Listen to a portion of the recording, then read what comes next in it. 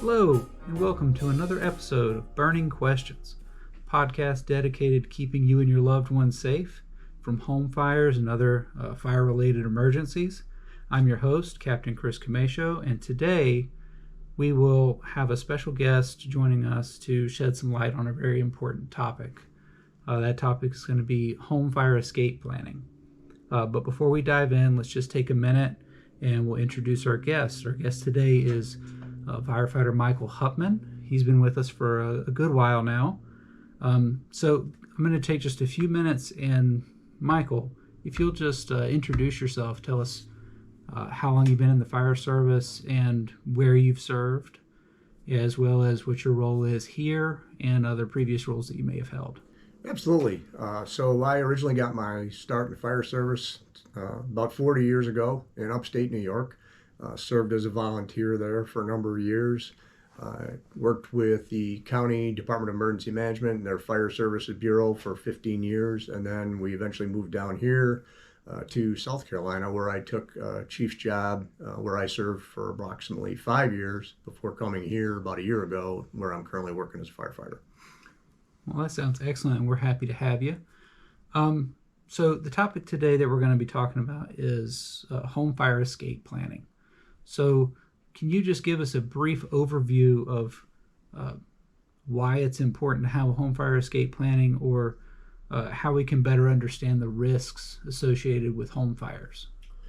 So if you take a look at statistics, in 2020, there were approximately 350,000 residential structure fires. Of those, there were about 2,700 individuals that were injured.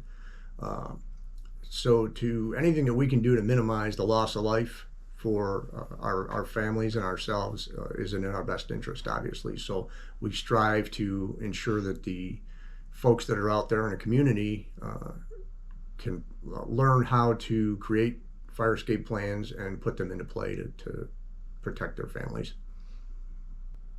And that's a good overview of the importance of a home fire escape plan.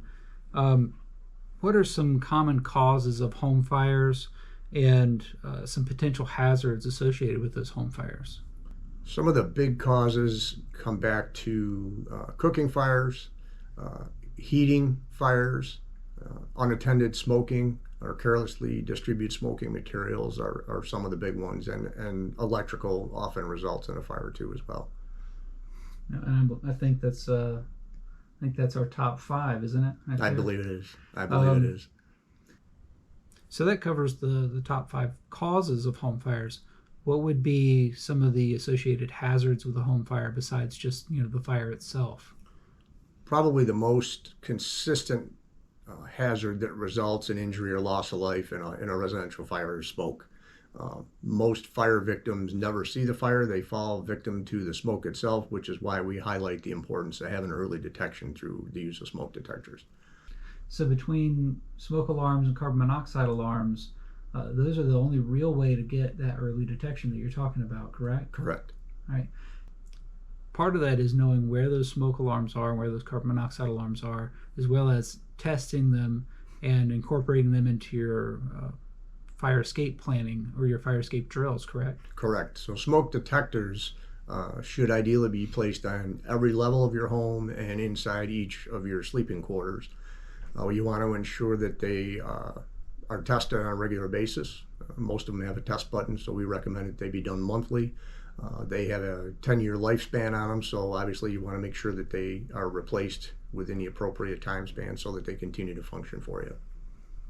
Well, and you mentioned the 10-year lifespan. I know that the ones that we install in our community are almost exclusively the 10-year sealed batteries, which is very helpful. You don't have to change the battery as often.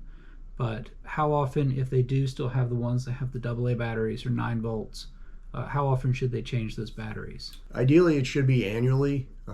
Some people do it during Fire Prevention Week or on their birthday, a date that's easy to remember. I put a little piece of tape and I write the date on it and stick it on the detector so that if I happen to look at it when I'm doing a test, I can see that it was the last time that the battery was changed. That's a good idea. And now that we have the top causes, some associated risks, as well as some good methods for early detection. What are the different components that you'll find in a home escape plan or a home fire escape plan? First and foremost is stressing to and making sure that you incorporate the entire family in the process, not only the development of, but then certainly we want to make sure that we practice it on a regular basis as well. So we stress 2 ways out of the home, with the idea that if one of those more traditional means that you traverse in and out of your home becomes blocked by smoke or fire or whatever, you have a secondary means of egress to fall back on to be able to get out. Once everybody's out of the house, we tell them stay out of the house. We recommend that they have a meeting place so that once everybody's out of the house, for example, we use the mailbox at the street for the meeting place. We can be sure that when the fire department arrives, if we can do a quick head count at that mailbox and our meeting place, we can tell the fire department, hey, everybody's out, or no, we're missing whoever, and can direct the fire department accordingly.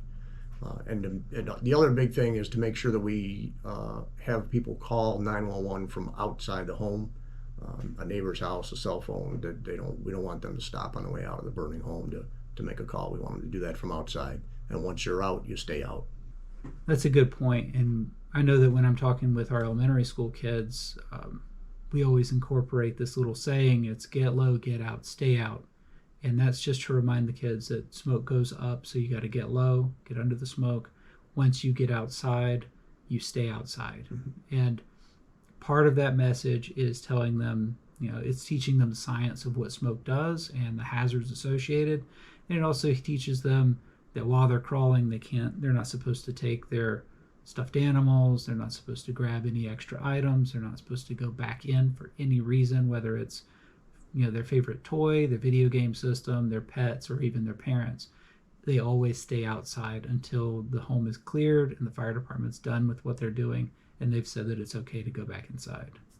Yeah, the other thing that we do, and I'm sure you're familiar when you go to the schools, especially with younger children, is we want to make sure that they are not afraid of the firefighters. If for some reason they do become trapped or unable to get out, we want to make sure that we instill upon them the idea that they can't escape the fire, they can't hide from the fire by going under the bed or in the closet or something. And if a firefighter does arrive and comes into their room and they're dressed turned out with their SCBA on, it may be a little bit overwhelming for them, which is why we try and give them the opportunity to see us fully turned out, in those school environments where it's safe and they can get an opportunity to see what we're going to be dressed like. And so with that, some things that we really wanted to talk about is, what about people who either live in an apartment building or they have a home where the bedrooms are on the second floor or the third floor? What are some options for them to have those 2 ways out that you were talking about earlier? Well, obviously the important thing to remember is to keep those 2 ways out, to practice those as you would with any of the escape plans. One thing I don't think we touched on is, as part of any escape plan, is to, feel the door with the back of your hand before you open it, just on the outside chance that the fire might be out there. Maybe stand behind the door when you crack it open a little bit, make sure that there's no active fire involved in the outer area there before you open the door. But if you're on an upper floor, there are escape ladders commercially available. That may be some assistance where they kind of roll up and you can set them at the base of the window, which might be an opportunity. Some places advocate if you're higher than that and there's not an escape ladder available, to possibly hang a sheet out the window or something to signal to the fire department that, hey, we're up here, making sure that your door is closed and sealed as best you can with sheets or blankets, just so that you don't, it'll minimize the amount of smoke to get in there until the fire department can come in. And that's really great advice, talking about the hanging a sheet out the window, because even though we preach really, really heavily on getting out of the home, staying low, getting out and staying out, there are some times where that's not going to be possible. Let's say you're in your bedroom and, like you said, you check the door with the back of your hand, the door is hot. If you're on the second or third floor and you don't have an escape ladder, you have very limited options. Right. So hanging that sheet out the window is an indicator for us that somebody's in that house. And I know, at least for our department, the first thing that one of our officers will do when they get on scene is they're going to walk around that home and they're looking for hazards for the firefighters, but they're also looking for indications that show where the fire is or where the fire might be heading. They're also looking for indications that there's someone in one of the rooms. And we don't necessarily have to go through the home to get that person out. We can put a ladder up and take you right out the window. That way you don't have to enter that toxic atmosphere. That's right. And so with these home escape plans, home fire escape plans, how often should families practice those? At a minimum, semi-annually. We always, I know in my previous fire service life, we used to, when we went to the schools, kind of gave that to the kids as homework, where they would have to go home and get with their families, and we gave them grid line paper and allowed them to kind of sketch their home and draw the rooms and create an escape plan with their family, and then suggested to them that they practice it with their family, maybe make a contest out of it. You could time it, and the last one that got out had to do the dishes for a week or whatever. But something to try and instill them the importance of designing and implementing a plan and then practicing it. Because if we don't practice it, it's not going to do you any good. The more you practice, just like we in the fire service, you play the way you train. The more you practice it, the more proficient you'll be at it. Is there anything else you'd like to add when it comes to home fire escape planning? I think just to pass the word along and express the importance of that. With our goal, obviously, is to minimize the impact of fires, or ideally be great to reduce all fires. With the in the back of our mind, we know that's probably not possible, but if we can save one life by having a family develop and implement these escape plans, then it's well worth it. Oh, absolutely. So I really wanted to take some time and say thank you to you for sitting in with me today. I feel like we've covered some really good ground. We've gotten some really good information out to the listeners and to the public. Absolutely. Glad to be here. All right, so this podcast was made possible by the Boiling Springs Fire District in Greenville, South Carolina. We hope everyone has a wonderful day, and remember, stay safe out there.